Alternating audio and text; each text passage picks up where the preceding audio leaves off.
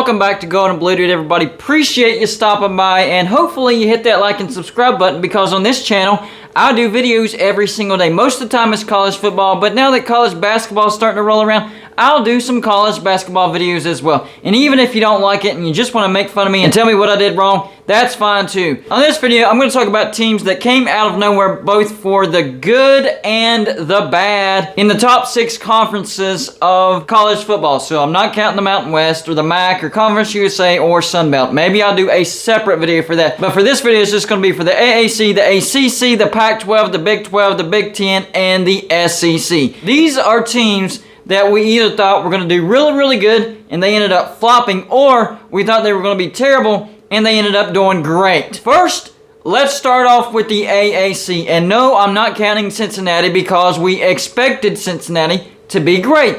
But the team that we didn't expect to be good, and it pains me to say it, is Houston. Why does it pain me to say it? Because Dana Holgorsen is the head coach over there, and I just don't like him. Last year in 2020, Houston went 3-5, but this year they went 12-2, and their only 2 losses was the first game of the season, Texas Tech, and then the last game of the season, aka the AAC Championship, against Cincinnati.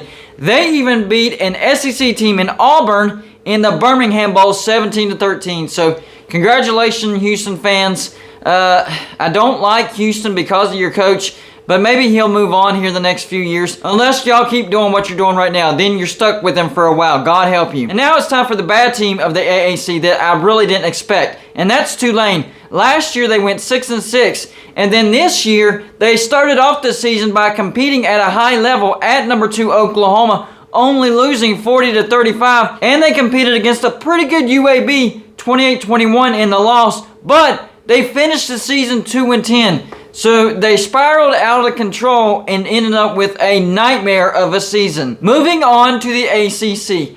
The good. You can probably guess this one before I even say it. And that's correct. Wake Forest.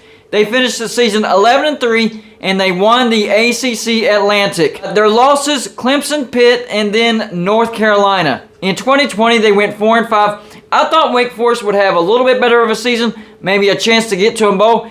Man, they exceeded my expectations, 11-3. That is a dream season for Wake Forest fans. Now on to the bad, and that's going to be North Carolina. Finished the season 6-7. They did beat Wake Forest, but some of the teams that they lost to, Virginia Tech, Georgia Tech, Florida State, they had no business losing to those teams, but they did, and it contributed to that 6-7. In 2020, they went 8-4, and they were expected to be right around 8-4. No, they took a big step back, and it's not really the record, it's who they lost to get to that 6-7 mark. Bad season for North Carolina. Big letdown season. Now on to the Pac-12. For the good, we have Utah. They finished the season 10-4, including whooping Oregon twice. They beat Arizona State and UCLA. Not really any bad losses, and Pac-12 champs. Last year, they went 3-2. Not a great season. I expected Utah to take a step forward this year, but not win the Pac-12. And now for the bad.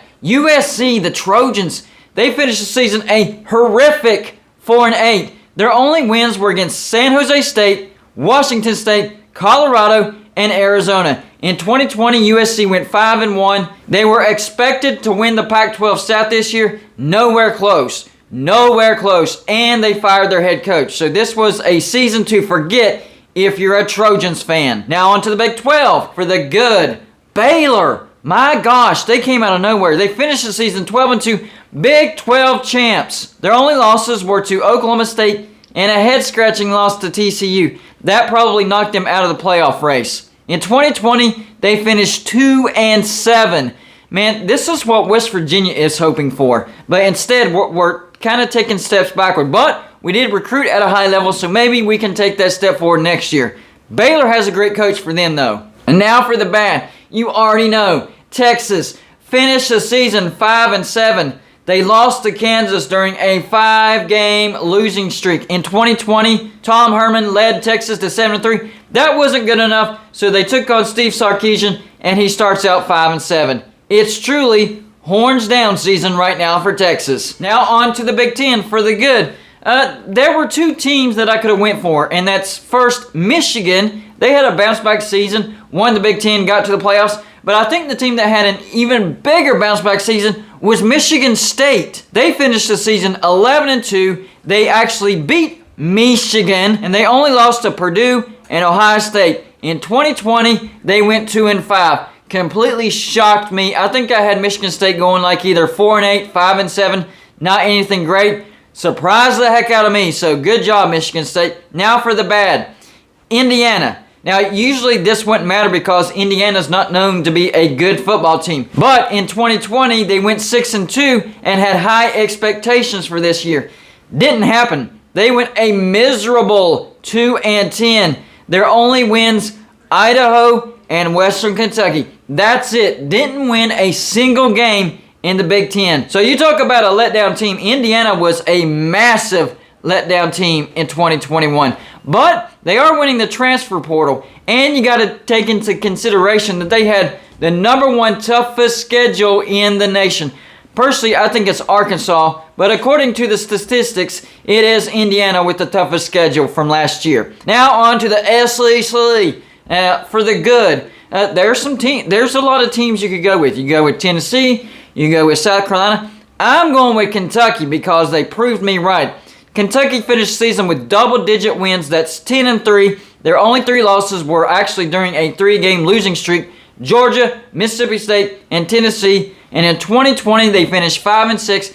I predicted at the beginning of the season that Kentucky was going to take a massive, and I mean a massive step forward and finish second in the SEC East, and that Florida would take a big step backwards. And that's exactly what happened. And that leads me into the bad of the SEC. You know who I'm picking? Florida. They finished the season 6-7. Their only good win was against Tennessee. And they lost to UCF in the Gasparilla Bowl. So UCF has proven that they are the best team in Florida. In 2020, they went 8-4. And when I predicted Florida to take that massive step backwards and Kentucky to take over that second spot in the SEC East, got laughed out of town. But I was confident. I knew it was going to happen. I saw what Kentucky was bringing back, and I saw what Florida lost. Saw their schedules. It just made sense. For this time anyways, common sense prevailed, and Kentucky did indeed finish second in the SEC East,